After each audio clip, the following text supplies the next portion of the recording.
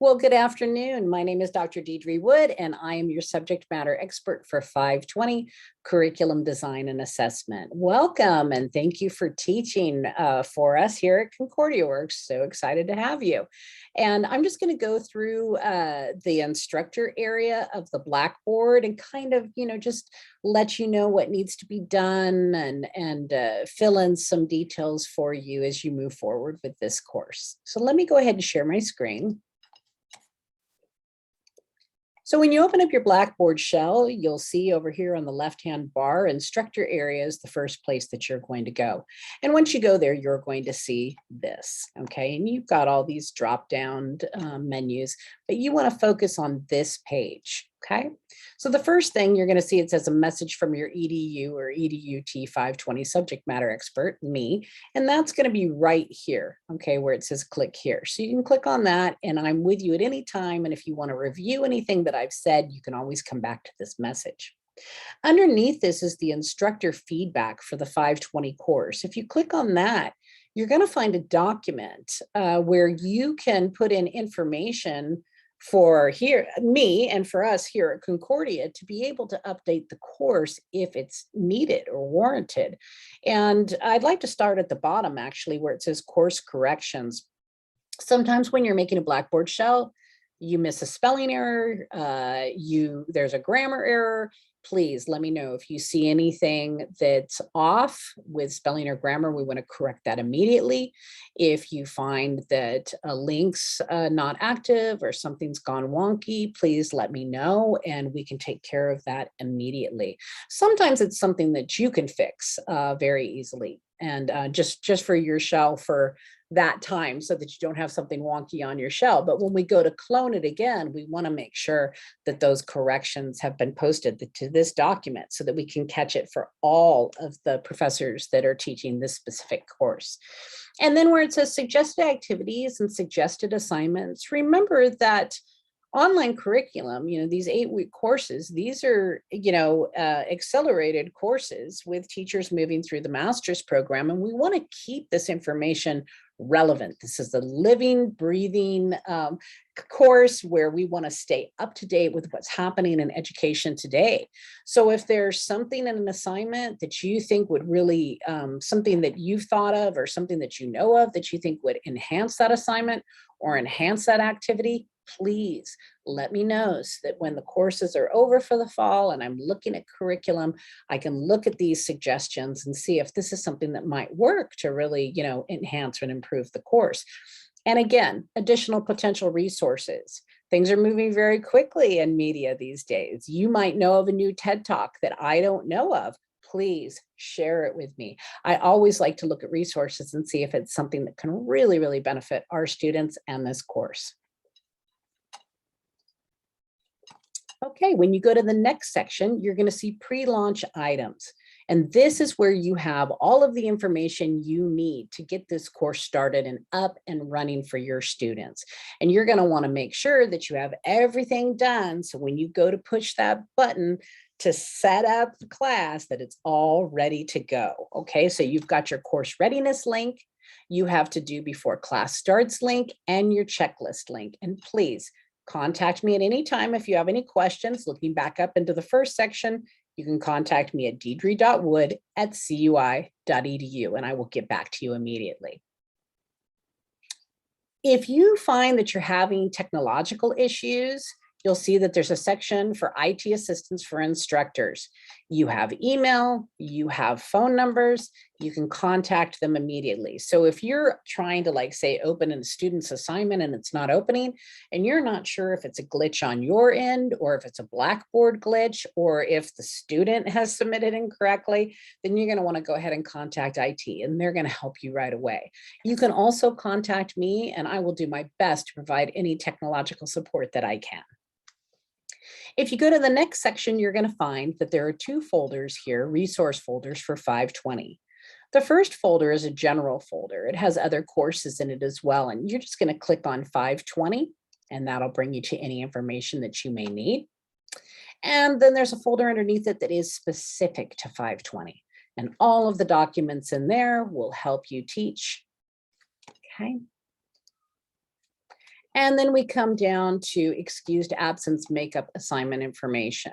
And I'm going to take you down to letter C before I talk about anything else. I want you to note the new university policy, which is students can turn in assignments late, but with a 10% deduction in points for each day it is late. This is a university policy. This is not just this course's policy. This is across the board to make sure that everything is equal for all students when submitting grades. And if you look in the submit assignment section, you'll notice that this has also been added under each one of the assignments. So students know what the policy is before they submit work. Now, having said that, let me get back to here, where we have our makeup assignments and participation and attendance. Remember, life happens. We know that. We all know that, especially now as we're still dealing with the COVID pandemic and now monkeypox and all sorts of interesting things coming on in education that are really making us realize that our teachers need a lot of support right now, especially our MyAd students.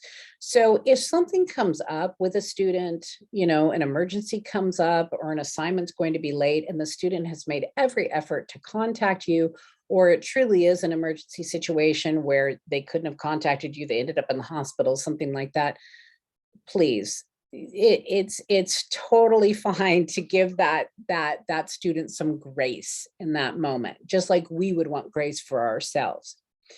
What we're concerned about is students that may be late on every assignment or maybe contacting you saying they need extra time for every assignment.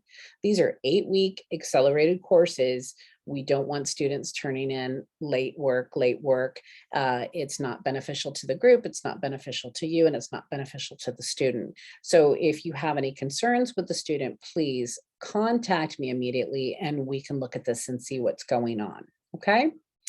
I'm going to be adding in the section over here under Meet Your Instructor Syllabus and Textbooks, some just quick bullet points related to APA 7 format, the most asked questions that come up when I'm teaching students about APA 7. It's really important that these master's students are turning in master level work. If they're worried about their work and they need it edited, they all know, they should know, and you can remind them to use the Concordia Writing Studio. If they turn in their work at the beginning of the week, they should have a edited copy back that they then can correct and submit by the end of the week. You want to be able to coach these students as they're going through this work. You want to make sure that you're giving them feedback about APA 7 and you know, technical writing. We want them to be successful when they end up in the capstone at the end of all of their coursework. Excuse me for one moment, please. That was my husband. So he's forever documented on this video. What else was I going to tell you? I'm thrown now, but I'm not going to stop. I'm thrown now. Oh, so discussion board. That's the next thing that I wanted to bring up. Discussion boards are an integral part of this course. It's important that you as a professor spend time giving feedback on the discussion board. When students do the meet and greet, just offering a few sentences, saying hello. They love to always share their animals or their children's or their children or their travels. Please feel free to add something of your own. Make them feel comfortable, make them feel welcome. And as you're doing the discussion board week to week, make sure that you are providing student feedback to the students in the discussion board area. There may be times where you have 2 or 3 discussion board questions in a week. We know that you're not going to be able to respond to all 3 or 2 of those questions every week, but please respond to each student in at least one.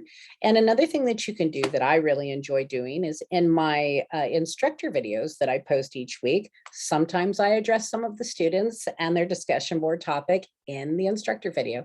And they like that. It makes them want to watch and see, is she going to talk about me today? In the best possible way. But if it's relevant to what we're learning, it's wonderful to share it with everyone. So that's another way that you can do it. But we don't get to see our students it's face-to-face. So you really, really want to spend good, solid time communicating with them through that discussion board and then coaching them through their projects. Group work. Now, when you're doing your group work, you are assigning the groups. The students are not picking, they're not self-selecting, you're deciding who's going to be in each group. You want to wait until after the first week to assign groups. And the reason why I say this is because you want to wait until your roster is finalized, but not much longer, okay? Because group works come on people quick, and you want to make sure that your students are contacting their group members immediately.